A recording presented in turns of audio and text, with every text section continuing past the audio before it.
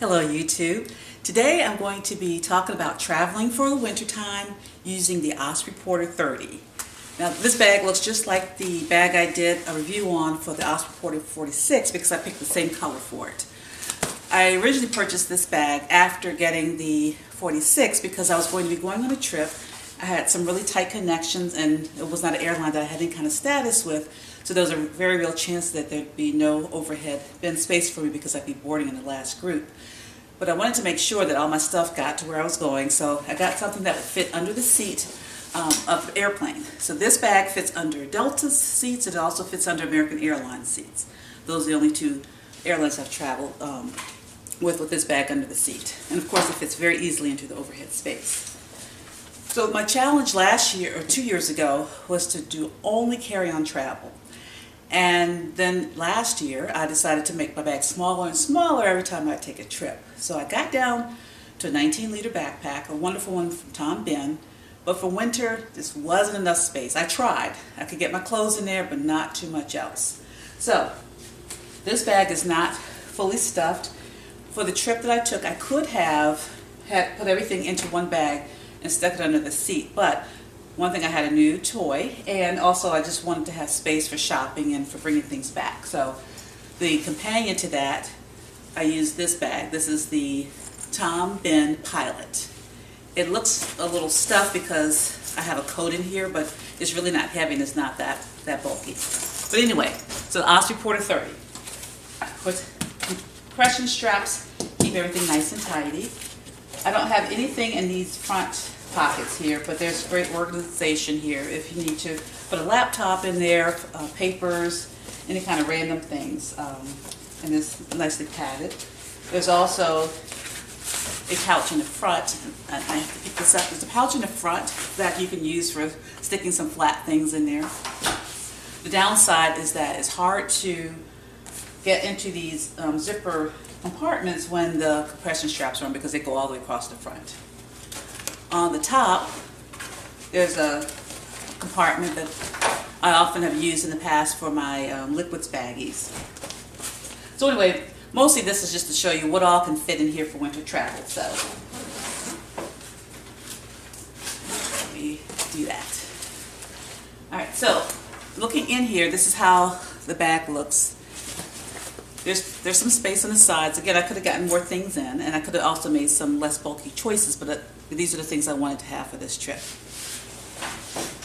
First thing on top, this is a wonderfully warm Merino Wool sweater. It's from Banana Republic. It's a men's sweater. And I wasn't sure initially if it was a good idea to bring this because it does take up so much space, but I had plenty of space in the bag. This is very warm. I wear this all the time, so it made the cut.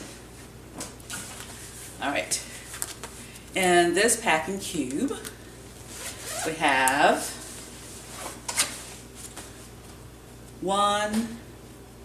a tank top, one blouse, one tank top, two tank tops, a sweater, a dressy top, long sleeve t-shirt, a thin sweatshirt, another thin sweatshirt. So that's 1, 2, 3, 4, 5 tops.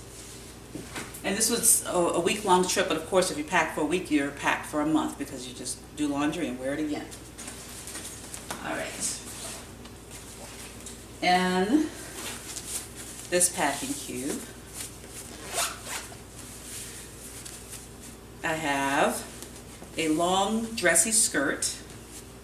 Let's see the size of that. I have some pants. They're knit pants. They're very stretchy and comfortable. They can be dressed up or dressed down. There's a pinstripe type of pant. And I have a pair of jeans. And in this particular packing cube, I have my underwear and bras, but also have some my compression socks that I wear. And also, if I want some warmer compression socks, I have those in here too. There's, on the flip side, I decided to change up what I do for pajamas when I'm traveling.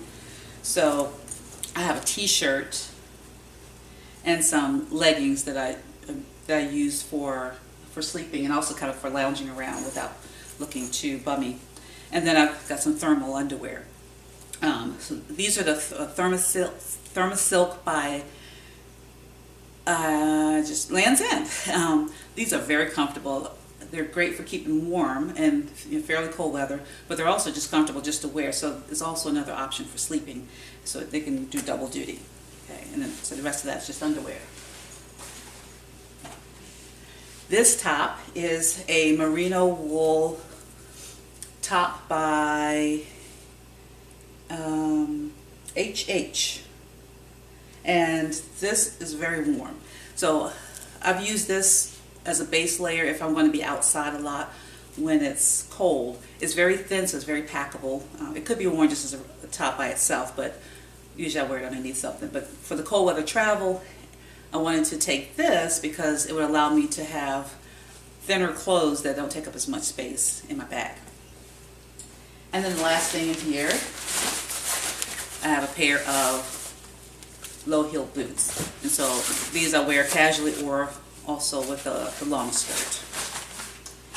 And that's everything. So a 30-liter backpack, a skirt, a pair of jeans, a pair of pants, 5 tops, 2 options for pajamas and or a base layer, a really thick, heavy Merino Wool pullover sweater, and a nice warm thermal sweater. All of those fit easily into this bag. So I hope that your travels take you to exciting places, and I hope that you go to those exciting places with as little baggage as possible. Thank you.